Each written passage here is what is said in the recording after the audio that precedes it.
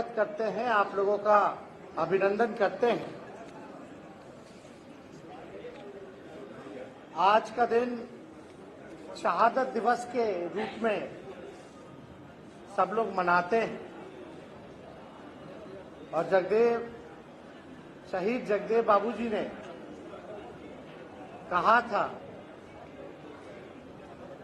कि पहली पीढ़ी जो है वो गोली खाएगी, दूसरी पीढ़ी जो है जेल जाएगी और तीसरी पीढ़ी जो है वो राज करेगी। लगातार वंचित शोषित समाज जो रहा है उनके लिए उन्होंने लगातार संघर्ष किया, बलिदान दिया।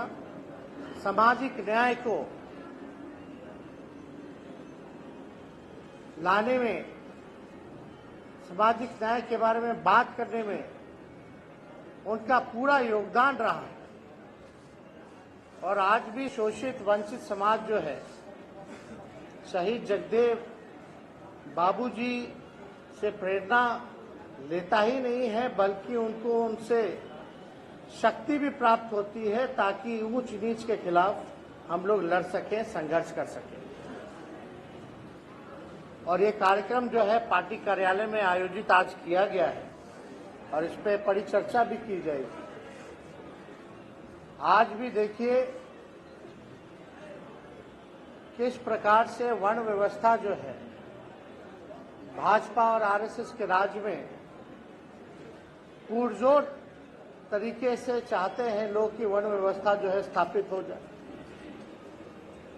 और हम लोग लगातार सामाजिक न्याय के लिए लड़ाई लड़ते रहे, गैर बराबरी के लिए लड़ाई लड़ते रहे, चाहे लालू जी हो, कर्पूरी ठाकुर जी हो, सभी नेता जो है यही चाहते थे कि सभी समाज जो अंतिम पैदान पर खड़ा जो समाज है उसको मुख्यधारा में हम लोग लेकर के आए।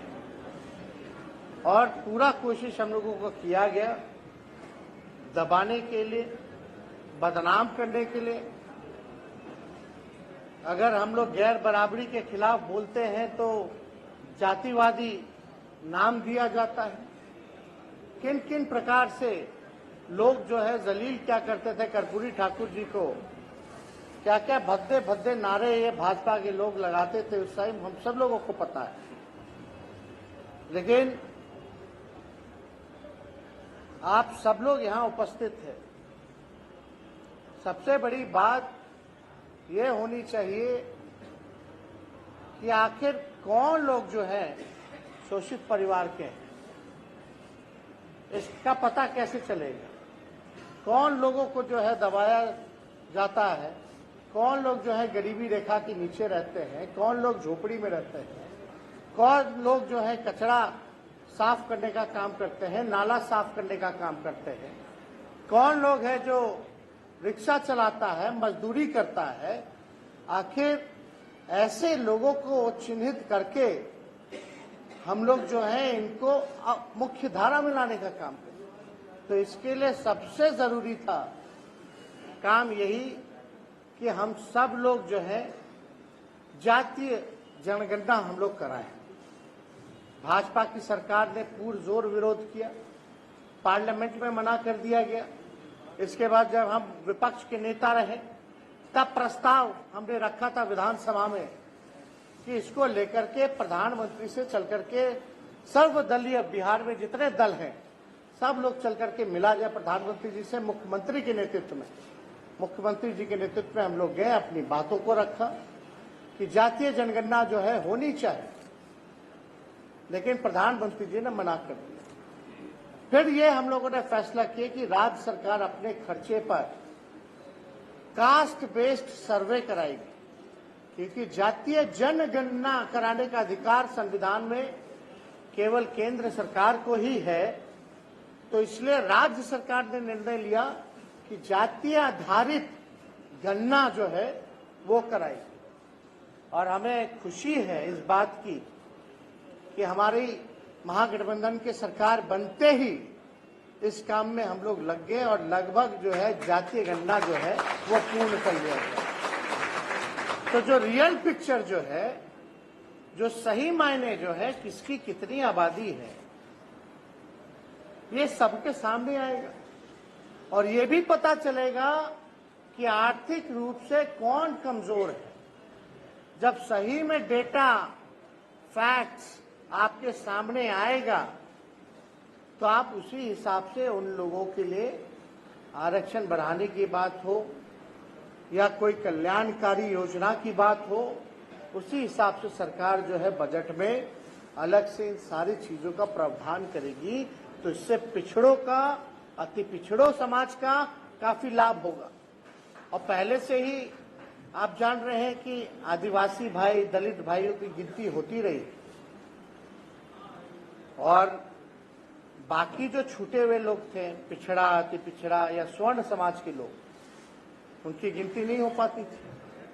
तो अब इसमें यह व्यवस्था की गई है, चाहे हिंदू हो, मुसलमान हो, चाहे कोई हो, चाहे स्वर्ण जाति के हो, चाहे पिछड़े जाति के हो, चाहे अति पिछड़ी जाति के हो, दलित हो, आदिवासी हो, सभी लोगों का जाति आधारित गणना जो है राज्य सरकार ने कराने का काम किया।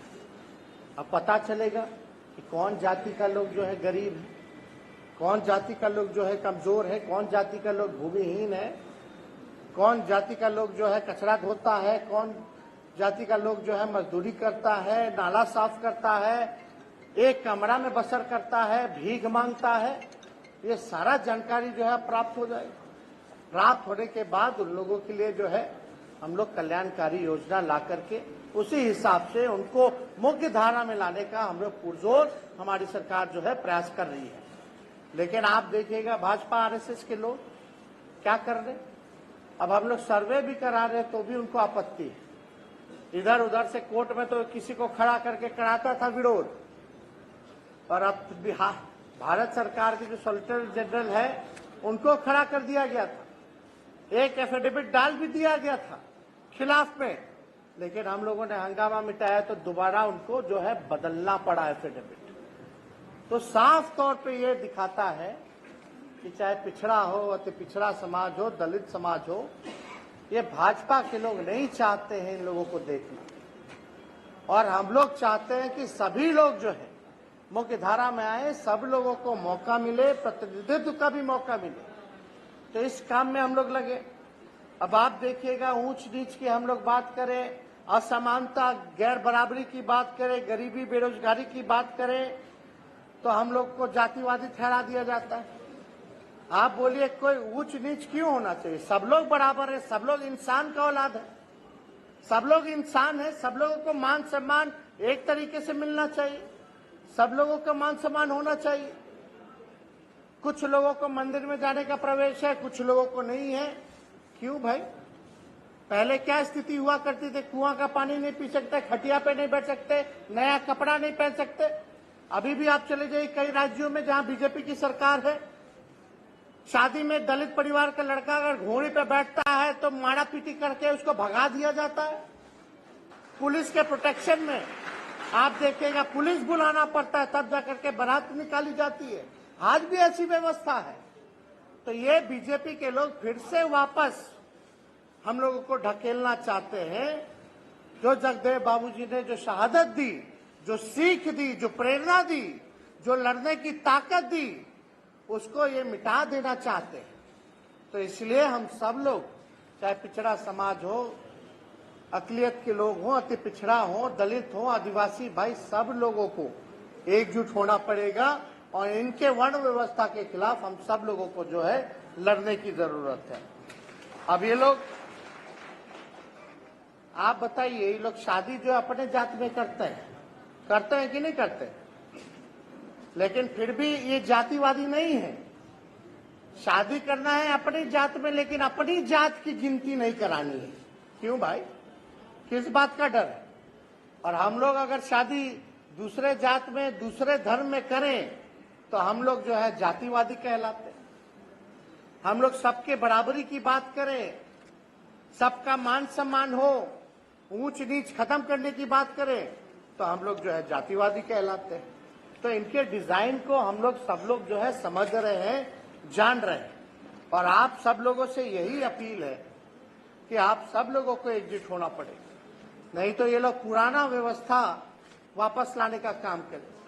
अभी हम लोगों ने देश भर में गठबंधन बनाया है और गठबंधन का नाम जो है, नामकरण जो है इंडिया रखा गया है और हमारा नारा है, जुड़ेगा भारत, जीतेगा इंडिया।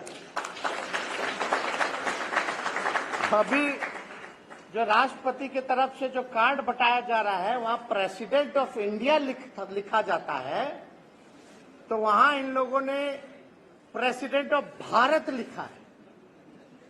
अब भारत का संविधान अगर आप खोलिएगा, भारत का संविधान अगर अंग्रेजी वर्जन खोलिएगा तो उसमें लिखा होता we the people of India.